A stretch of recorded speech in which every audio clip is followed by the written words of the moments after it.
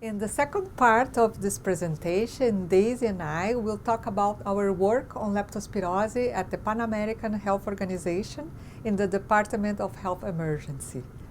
We work at PAHO with leptospirose from an outbreak perspective as part of the Global Environmental Leptospirose Action Network, GLEN, in which scientists and other experts from different parts of the world develop operation research and guidelines to support countries to fight against leptospirose.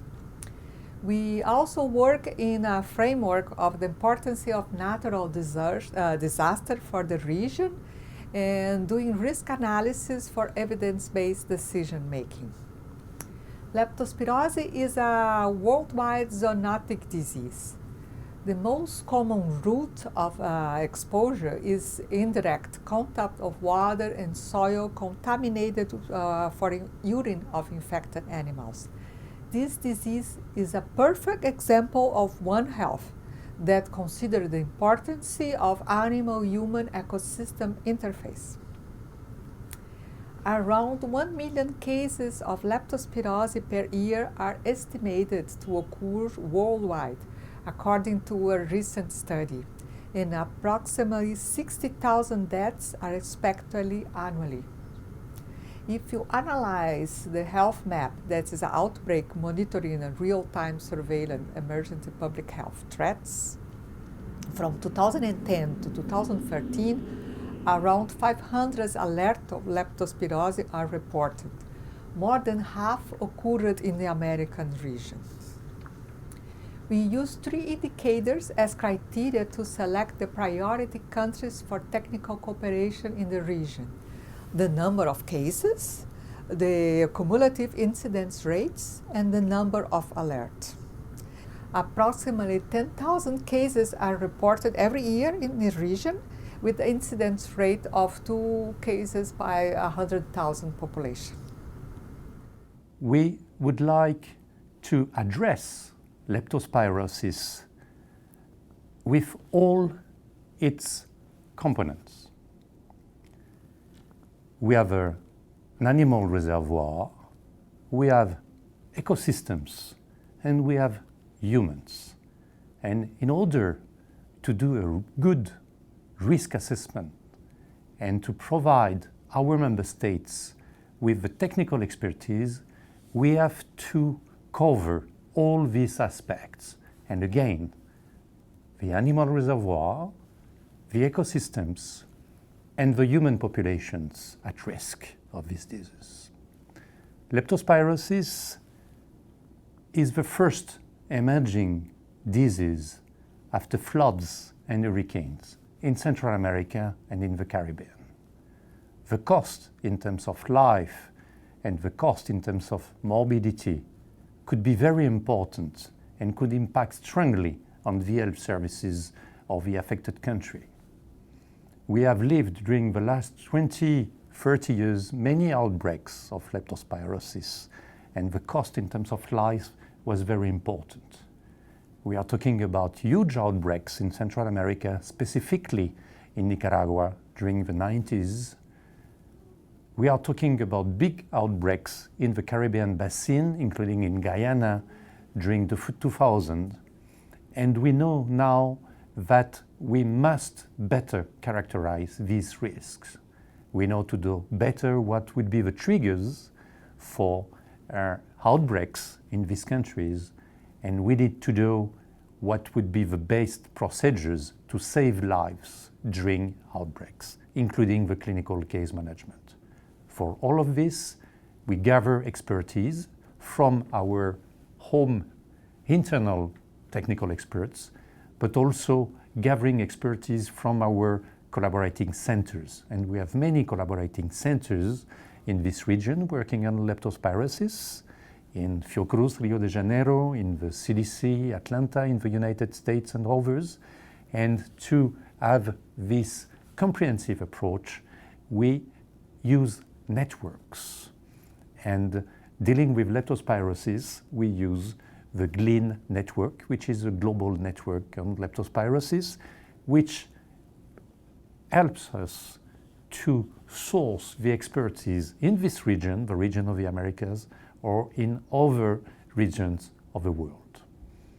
So again, with this short talk, I'd like to introduce our team working on human-animal interface and specifically on leptospirosis. And this team is led now for more than 6 years by Dr. Cristina Schneider, who is a veterinarian, epidemiologist, and focal point for the Organization for Leptospirosis. Hello, my name is Daisy Galan Leonel, and I'm a public health professional at PAHO. I work with Dr. Cristina Schneider on the prediction, the prevention, and the detection and response to leptospirosis. In order to support the countries in the region, we need to understand the environmental and the socioeconomic drivers, also called risk factors for leptospirosis. The most well-studied environmental drivers for leptospirosis outbreaks are floods and heavy rain. Usually, many disease outbreaks occur after these events, since people may be exposed to water which was contaminated by urine from infected animals. Another important driver is the type of soil. Soil composition, particularly in relation to its ability to retain moisture, can prolong the life of the bacteria. Our studies suggest that alkaline and neutral soils promote a longer survival of the bacteria, especially in young soils like those of volcanic origin. The greatest number of leptospirosis cases occur in tropical and subtropical ecosystems, and also in certain ecoregions. Socioeconomic factors are also important drivers for leptospirosis.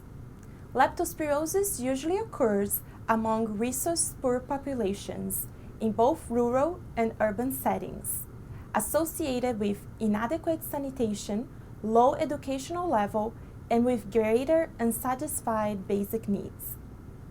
Agricultural production is also related to leptospirosis, especially certain types of plantation, including rice and other agricultural commodities, as well as livestock farming.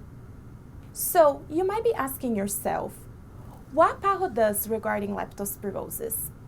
The objective of our program is to support countries to predict, detect, prevent, and respond to outbreaks of leptospirosis, thereby reducing the mortality and severe cases during outbreaks, as well as reduce the number of cases in risk areas, especially related to the environment. Our major activities include analyzing which are the priority countries in the region related to leptospirosis outbreaks, developing methodologies and tools to support countries, conducting studies to identify risk areas and drivers for leptospirosis outbreaks, supporting the country's detection capacity, establishing a regional surveillance for leptospirosis, as well as organizing meetings with local and national officials, researchers, and international organizations, and participating and supporting the Global Leptospirosis Environmental Action Network, GLEN, and sharing information among experts and countries. Another example of our support to the country's initiatives was the leptospirosis outbreak intersectoral simulation exercise held in Choluteca, Honduras.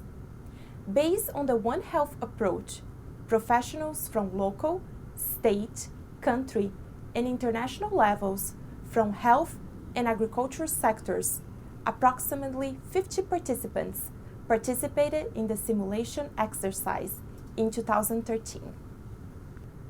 On the behalf of the Pan American Health Organization, Department of Health Emergency, we wish to say thank you for the opportunity to participate in this virtual course.